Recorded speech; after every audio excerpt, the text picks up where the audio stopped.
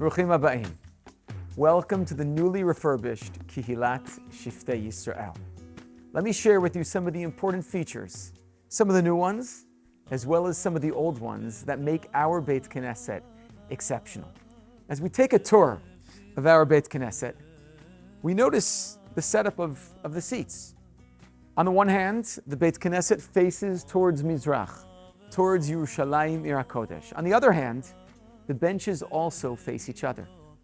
The reason we do this is on the one hand to recognize that we are standing before HaKadosh Baruch Hu. But we also emphasize when we daven our relationship with one another, the Ahavat Yisrael, the love of the Jewish people that we feel when we daven with each other and for each other in our Beit Knesset. Now moving along here, we go up the stairs and we recognize that there's a lot of blue in our new Beit Knesset. The carpeting, the seats, the metal design, which is also blue. The blue here reminds us of the Kehillat. Kehillat is a regal, a royal color, which appears in the Torah. Kings wore Kehillat. We Jews wear Kehillat on our tzitzit. The Kohanim, the priests, wore Kehillat on their begadim in the Beit HaMikdash. When we see the Kehillat, we are reminded of infinity. We're reminded of Hashem's presence in the world. The Midrash tells us, Kehillat domeh layam, v'yam domeh l'rakia, v'rakia domeh l'kisei hakavod. When we see the Kehillat in our Beit Knesset, we are reminded that we are a small part of Hashem's beautiful, magnificent universe. Moving on to the next feature of our Beit Knesset, we look up at the top, at the pasuk, at the top of the metal casting, Zeh hashar laHashem, tzadikim yavo. To be honest, I'm not quite sure how this pasuk was chosen for our Beit Knesset.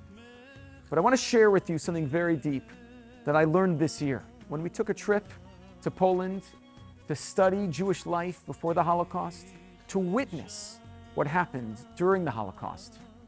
I was told the following story which really struck me.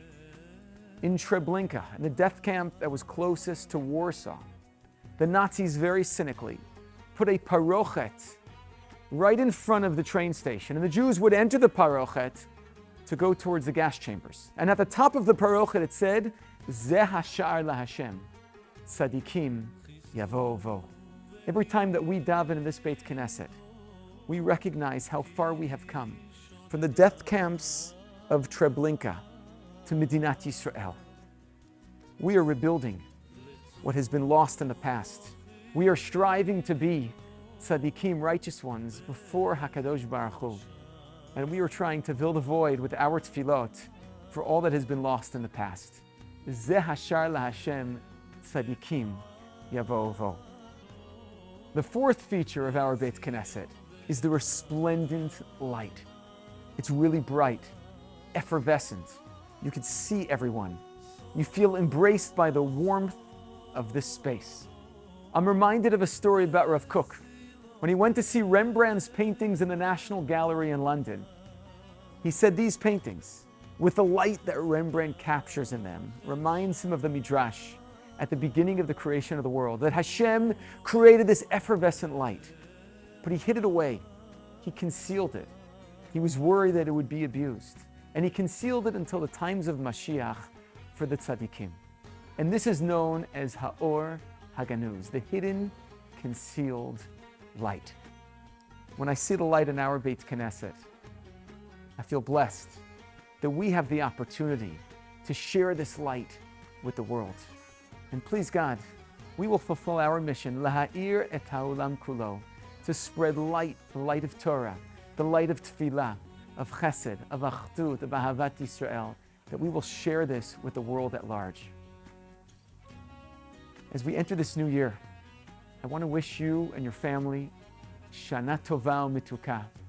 It should be a year of briut, of nachat, osher v'simcha, a year of bisorot tovot, a year of shalom, l'kol am Yisrael.